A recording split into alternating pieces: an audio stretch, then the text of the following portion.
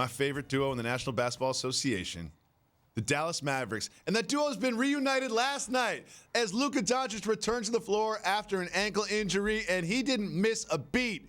Luka Doncic, in his first game back from an injury, put up 33 points, 12 rebounds, and 8 assists, 10 of 18 from the floor, and almost more important was this, KP, 27 points, 13 rebounds, 5 assists, 3 blocks. This duo seems to really be clicking, which is exactly what KP said after the game. Do you think that these two have hit their stride?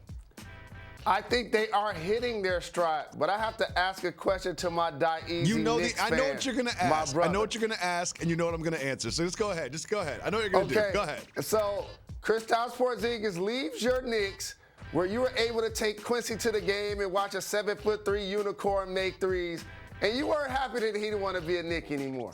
He struggled this year because he's coming off an injury. It's a new circumstance. He goes from being the first best player to the second best player.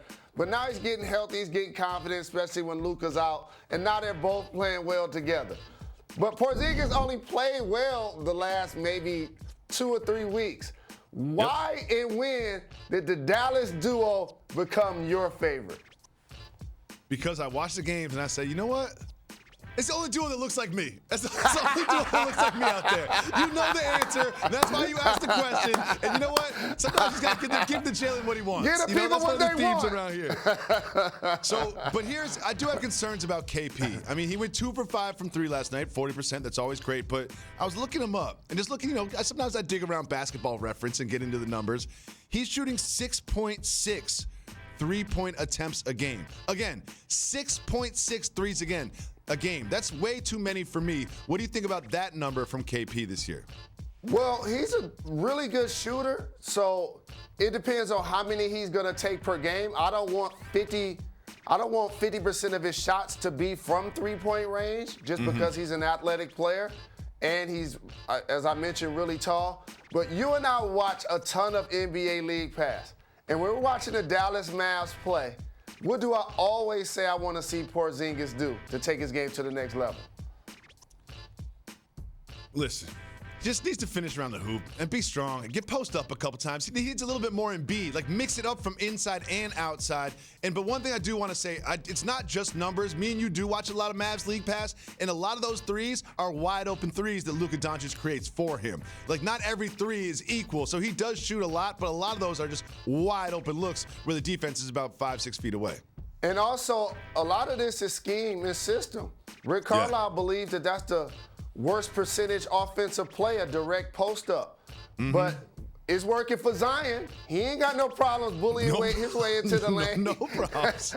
It's working for Embiid, too. So the Mavs had a big win against Sacramento. Sacramento's a nice team for Luka to come back on because not exactly contending this year. But there's a lot of drama in Sacramento.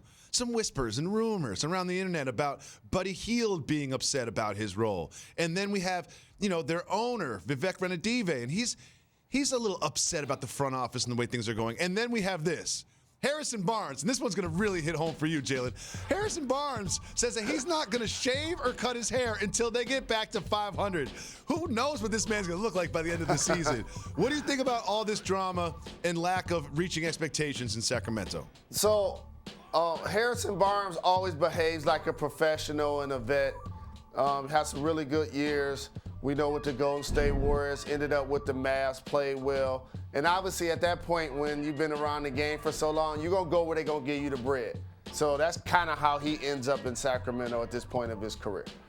And when you look at the landscape of their roster, and if you were going to say who's their best player, I would say that should be De'Aaron Fox. And then when you look at the players that they've picked in the draft, you hope that Bagley becomes a terrific player.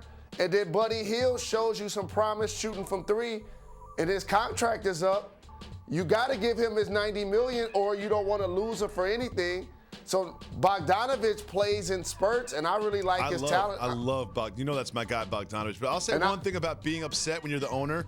When you watch Luka Doncic do what he did, and you're looking at Vlade Divac being like, oh, you picked Bagley because you thought he would compliment De'Aaron Fox, and we don't have him in our uniform, I would probably be upset too.